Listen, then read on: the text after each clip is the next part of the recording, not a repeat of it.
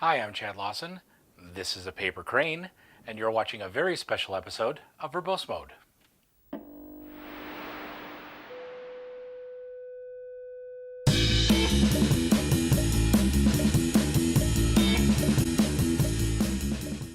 Welcome to Verbose Mode, the show dedicated to learning to learn and the freedom to fail. I'm your host, Chad Lawson. As I mentioned, this is a very special episode of Verbose Mode.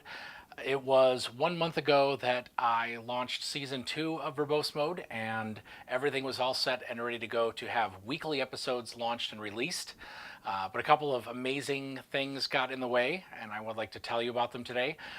In this episode, we'll talk a little bit about that. We'll talk about where the show is going to be going and let you know that everything is back on course. And we're going to dive into a fairly small project, but I think it's perfect for this particular theme. So let's first talk about why I'm out of my traditional uniform. Instead of being in one of my retro shirts, I'm in this shirt for Camp One Step. Camp One Step is a summer camp. Well, actually, it's a series of different camp programs for kids with cancer and leukemia. When I was 6, I was diagnosed with acute lymphoblastic leukemia and went through chemotherapy over a couple of years. And when I was 9, I was finally determined as being in remission. They don't consider it a cure; it's long-term remission. And when I was 14, I had the opportunity to go to Camp One Step. The camp was originally established in 1978, so this is its 40th year, and that was quite the celebration.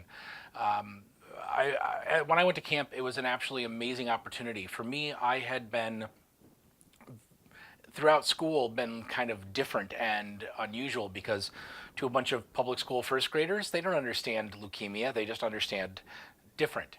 And so for me, going to camp was the first time to be around other kids who either were going through or had gone through what I had gone through, and it was a chance to be normal. And for me, that was an absolutely amazing opportunity.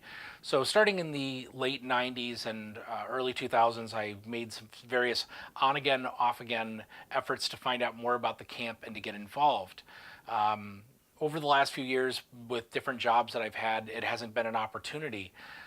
But this year, everything fell into line, and I see no reason why I won't continue in the future. But I was able to attend camp as a counselor this year and kind of become part of the whole program again. And so to do this, for this to align up during the 40th anniversary was amazing. Now, as I mentioned, I got the season 2 all ready to go, and camp had been planned for some time, so it shouldn't have interfered. But the amazing thing is, working with the director of my program, we started talking about some other things we could do for the kids who were less able. Like, we had a couple of events involving like yoga and some other activities that weren't necessarily available to all of the campers, either ones who were more restricted in their movement. So I ended up offering to bring, and they took me up on bringing some various maker activities with me. So I kind of put everything else on hold to get ready for camp. So that's what happened and why nothing else got picked up. Camp was 2 weeks, but all the prep before kind of threw everything by the wayside. So I'm doing this special episode tonight to talk about camp because it does drive a lot of what we talk about in this show, that idea of being willing to fail, being willing to make mistakes, and learn from them and do better the next time. So I want to talk a little bit about camp tonight. Here's a picture of me at camp back in 1986. Not the most flattering thing, but I'm very proud of it. And in some ways, a lot of stuff has changed since I went to camp, and in a lot of ways, nothing has changed since I went to camp. The biggest difference I saw was the presence of cell phones, which, needless to say, weren't there in 1986. But otherwise, so many of the traditions have been a constant. One of those is with the lakefront, there is a swim test. So if you just want to hang around in the shallow end of the lakefront and the beach, you're welcome to do so. Anybody can jump on in. But to go beyond the first line of ropes and to be able to swim out to the little floating dock requires passing a particular swim test. The group of campers that I was with were the 17 and 19-year-olds, the Excel group. They are the ones that are transitioning from being at the end of their time as campers and then getting ready to become counselors. So they take on a leadership role. the group I was with, the very first opportunity they were able to jump into the water and take their swim test, they did so. And one of our campers, Johnny, dove in and was super excited and took the test. And the very first time he took it, he failed the test. Now, my roommate, one of the other counselors, took the swim test himself, and he said that test is no joke. He had trouble passing it himself. So while Johnny was very despondent about it at first, he picked himself up pretty quickly, and the very next chance he got, he took the test again, and he failed again. And sure, he was upset, but from what I could tell, it wasn't nearly as upset the second time as he was the first time, because he knew he was going to be able to do it again. And the next time he took the test, he passed it. And so a number of my campers all took the test, and we've got a picture here. This is a group of my campers. Johnny is the one in the middle in the back row. And the entire group was super excited for him, that he had continued sticking with it, and that willingness to be able to fail, to pick yourself up and try again, just to me it was so exciting to see. And the entire group rallied behind him, and all of camp stood up and cheered for him at the next meal for having that perseverance to stick with it and to make it. So in honor of that, one of the things that I had brought with me, I mentioned I brought a number of different electronics projects. The one that was most welcomed and the one that everybody loved, both the campers and the counselors, were these LED name badges. I'll have a link in the show notes for the particular badges that I brought, but in short, it's a piece of clear acrylic, and it has a cutout for an LED and a coin cell battery, and then you just attach a piece of tape to hold that into place. And the light shines through the piece of acrylic. So wherever you scratch into it, and the basic directions include writing on it with a marker first to get everything positioned the way you want, and then scratch that, anything you wrote, scratch it out with a pin, and then when the light coming downward hits those cut in areas, it lights up. And it looks like one of those emergency exit signs you might see where it looks like it's floating. So here's a couple of pictures of the campers and the counselors with their name badges. We were told that we didn't necessarily have to do our names, that we could do different patterns, so you can see a number of the people chose patterns. This one I particularly like. The two campers made their BFF, so it was using two pieces together to make one name badge. But I love this program. Everyone had an enjoyment with it. And I started thinking about other things I could bring to camp next year and what that was going to look like. And I wanted to stick with LEDs, not just because they're simple, but because everybody likes something that lights up. In fact, these name badges, I was originally told that I should expect them to last 4, 6, maybe 8 hours. They lasted a week. We did those on the Friday of the first week of camp, and by Saturday of the second week of camp, so almost 8 full days later, the ones that I saw were still glowing. And to me, that was just amazing. So it made everyone really happy. And but it's such a simple thing to do. So I wanted to do that, but I also wanted to, we're now in talks about, for next year, bringing this instead of just for my 17 to 19-year-old campers that I'll be working with again next year, but camp goes all the way from 7 to 19. So we want to be able to have a number of different options for things. And I thought that about different ways I could do it. Now, what was funny is, while I was at camp, I was checking Facebook periodically, and one of those on this day memories showed me this. I had seen this particular object through a store window a number of years ago and thought I'd like to buy one. This particular picture is not from the store itself, but something I found online when I was searching for LED origami crane or origami crane lamp. I found it.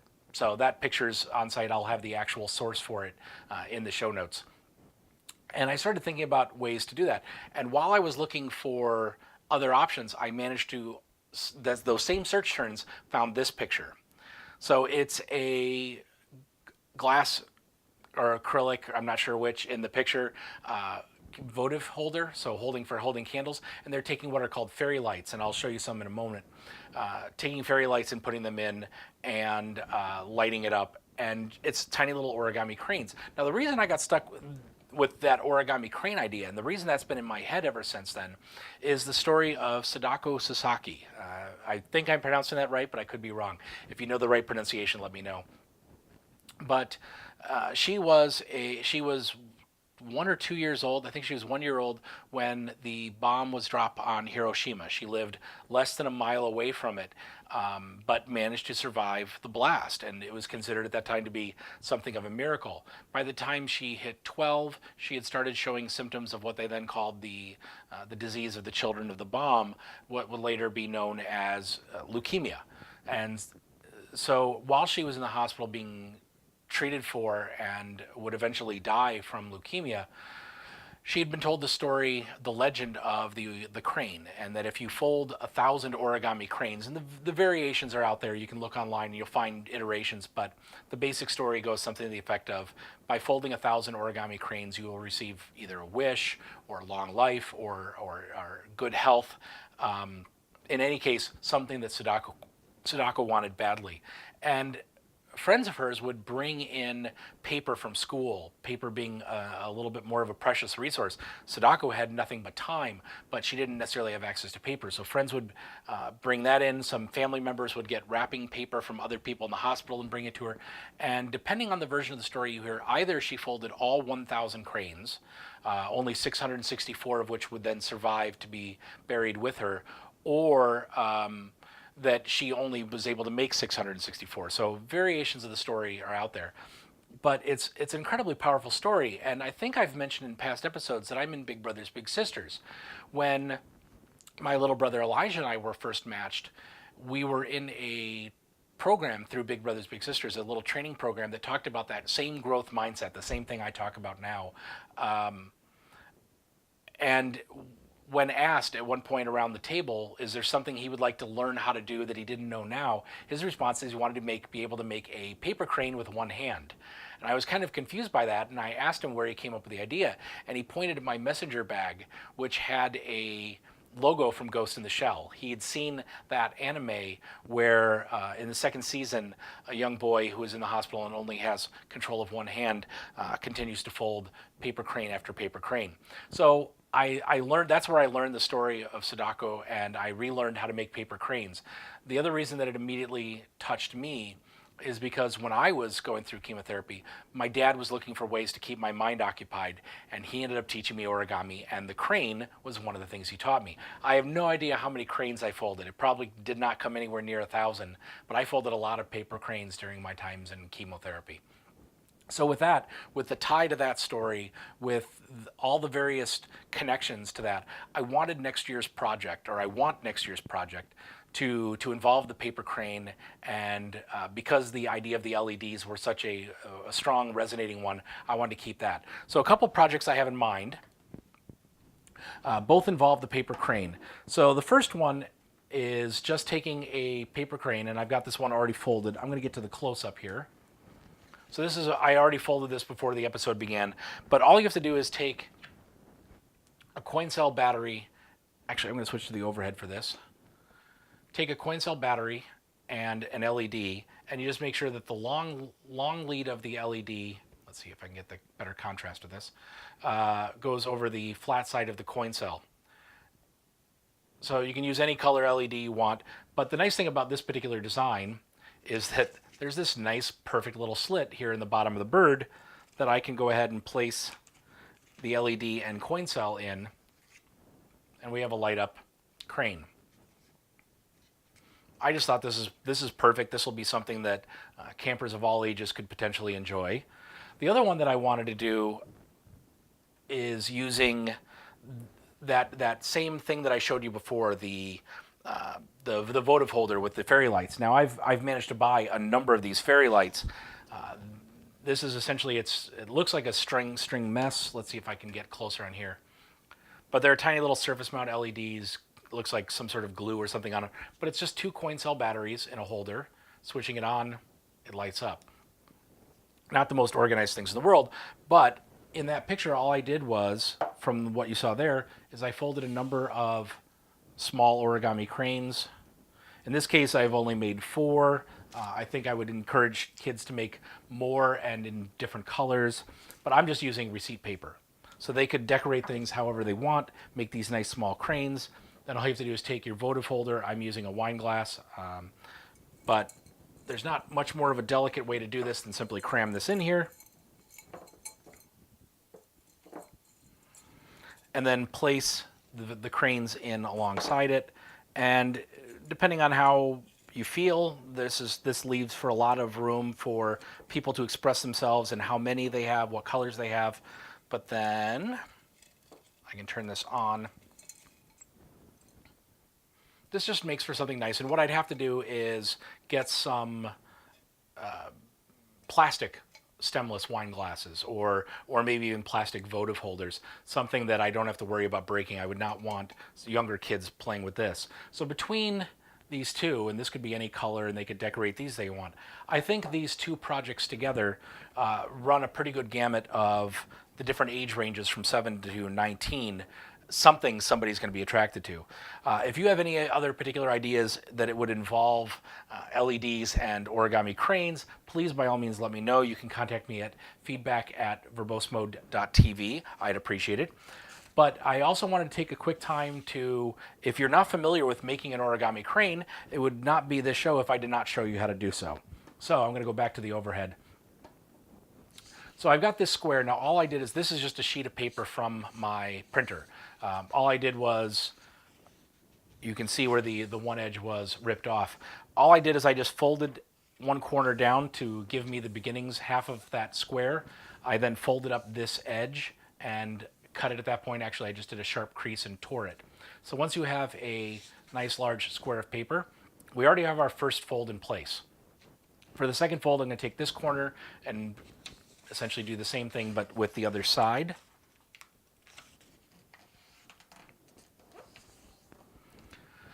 Now there's a couple shortcut ways I've learned to do this next step, but I'm going to stick with the way that I was originally taught because I think it translates better onto camera. I think it's a little easier to explain. I'm now going to fold this over, so now I've got the rising edges here. I'm going to take and bring this edge up, and instead of folding it triangular, I'm going to make a rectangle.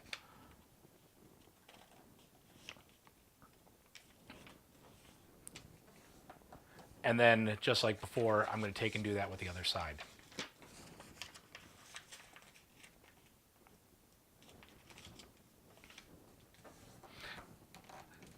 Now, most projects of origami that you encounter are going to start with one of two different bases. Either this, or if I flip this inside out, this. These two, whether it's the four triangles or the more square-like shape, these two become the base of most of the origami projects, if not every origami project I've seen. We're going to start with this one. I believe this is called actually the crane base, the other one being the water bomb base, but we're going to be sticking with this. I could be wrong on those terms. So what we're going to do is take this corner and we're going to bring it up to this point. I'll show you like this. And we're going right along this. Because I'm using white paper, it's a little hard to see sometimes on this, but I'm going right up to here. I'm going to that line, but not crossing over it. I'm going to make sure that's a nice sharp crease, but you can see I can still fold to that point. I'm then going to do the same thing with the other side and fold this one up to meet it.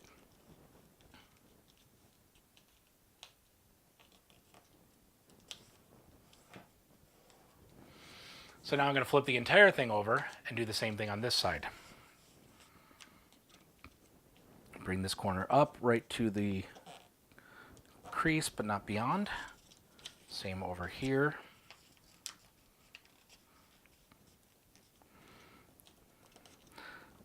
Now again, I'm going to show you the way I was originally taught for this next part.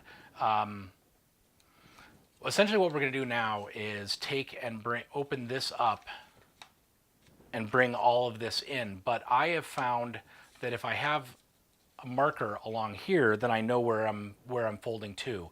So this is again the way I was taught, is then to take this top point of the kite and bring it down right along that line so that I have a line across this. And I'm going to do the same thing over here, just so that I can, when I do this part.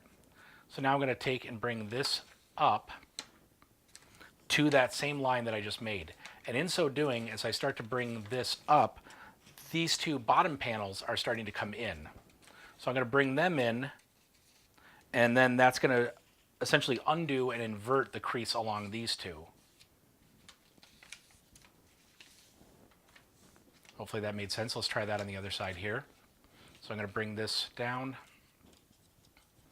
bring this up again to that same fold point. And as I do, these two come in.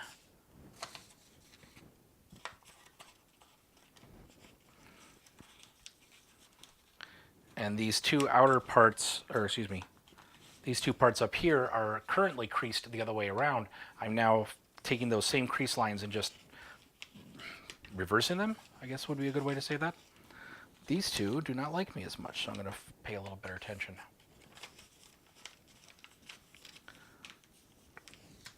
So now that I have this, the parts we just folded, there's the little kite piece here. These two are up. These are going to be the wings. So what we're now going to do is, for finishing up the body, again, I've got the wings over here. I'm going to take this section here, and I'm going to do the same thing we had just done. I'm going to bring this bit in and up right again to that same line. Like this.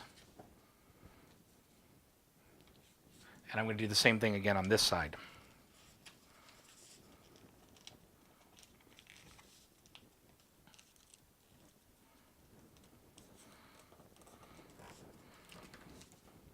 Then I'm going to flip it over and do the same thing over here.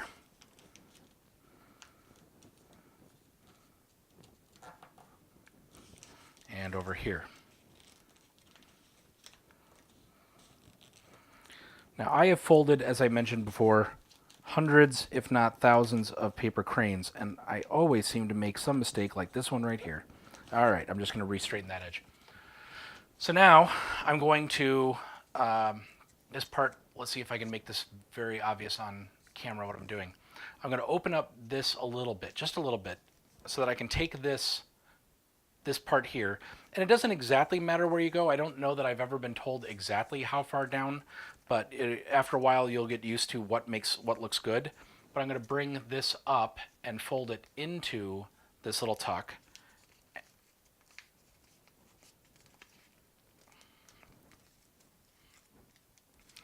And I'm going to do the same thing on the other side.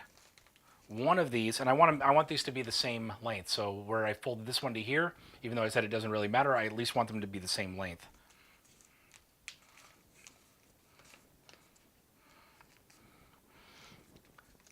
Now, I'm supposed to make one of these into the head and one to the tail. I've seen some people where they will just immediately after they fold one up, turn it into the head. But I have always found I get one of these to look better than the other. This is not my good one. So I'm going to make this one the head. I'm just going to, inside here, I'm going to bend this down. So it's much like bending this up. I'm now bending this one down and pinching to make this the head. That's definitely not my best, but pretty good for being on camera. The last part then is just simply pulling the wings out. I want to do this somewhat gently. I'm trying to expand the body here. There we go. So I'm just trying to bring it out a little. I don't want to necessarily go too far with it, but now we have our origami crane. And as I mentioned, there's this nice perfect slit in here. In fact, this one might even be better for that. But this is one of the most ubiquitous things you will find in origami, and it has such a wonderful story behind it, such a touching story, even though it's a sad ending. And because of that connection to me and with my history with leukemia and now going into camp and bringing this on, I'm just very much looking forward to next summer. So as I promised, I was going to talk about where we're going with the show. Everything's back on track. This is being filmed on Wednesday, August 1st. I have every expectation this is going up later tonight. It may not actually hit your feed until the 2nd, but this is 1 month after the season aired. But starting this coming Sunday, which I believe is the 4th, we'll be back on track to have weekly releases. So keep an eye out for the new shows. I hope you enjoy them. As always, come and visit us on Patreon. Come and take a look and subscribe to us on whatever platform you're enjoying. Let us know what you think of the projects we've got going on. Our next one will be getting back to our internet radio project. I'm looking forward to hear what you have to say about that. So until next time, try again, fail better.